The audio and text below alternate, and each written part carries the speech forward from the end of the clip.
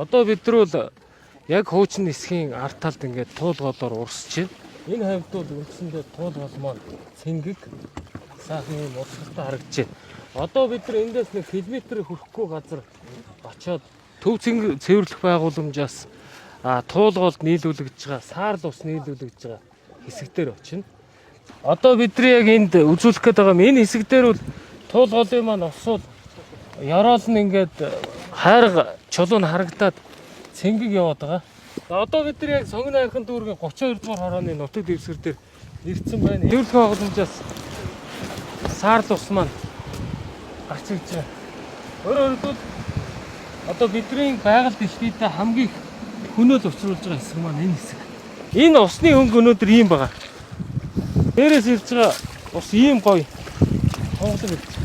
Тэгэнгүүт одоо яг энэ үзүүр дээр ирээ. Яг энэ үзүүр дээр яг л ингээд зүүн гарталт нь одоо бидний энэ хараа энэ Улаанбаатархны хэрэгэлсэн саарл ус. Энэ бол ингээд байгалийнхаа усаар. За одоо энэ маань ингээд доошоогоо 5 аймгийн 17 сумын хүн малыг ундаалдаг ус болж хуурчиж байгаа. Тэгээ энэ хард. Энэ доошоогоо айгүй хүнзгий болцсон байгаа тий.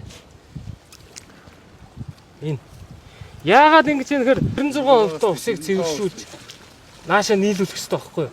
Энийн гол шалтгаан нь би түрүү хэлсэн нөгөө арь ширний үйлдвэрүүд, эмнэлгүүд хамгийн одоо ноцтой бохирдуулж байгаа. Хүнсний үйлдвэрүүд, спирт балбурмын үйлдвэрүүд, арь шир, ноодуурын үйлдвэрүүд.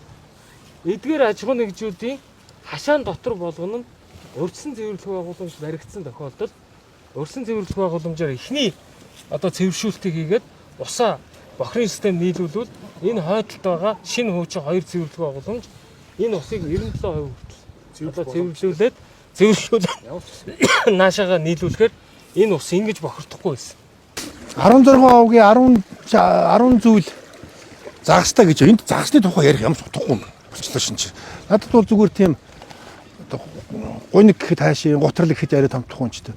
Асал харахад хэцүү л болоо явчлаа л тийм. Бид Алтан булаг сумын нутаг, Төв аймгийн Алтан булаг сумын нутаг Өвөр Тохоо гэдэг газар ирсэн байна.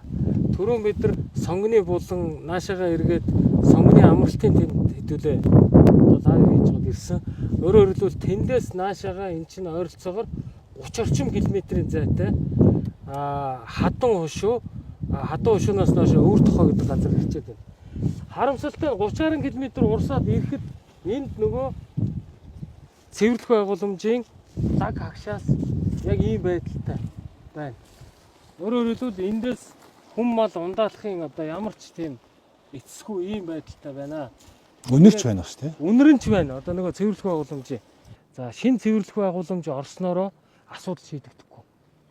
Бид нар бүх аж ахуй нэгж байгууллагууд урьдчилан цэвэрлэх байгууламж барих ёстой.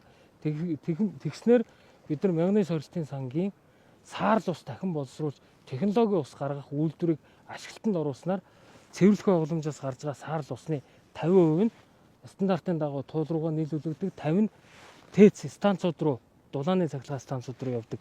Ийм 4 ажил хандлагатайгаар нийлээд 5 ажлыг бид нар хийя гэдэг ийм зорилтыг дэвшүүлж байгаа та бүхэндээ хэлээд өнөөдрийнхөө лайвыг өндөрлөе.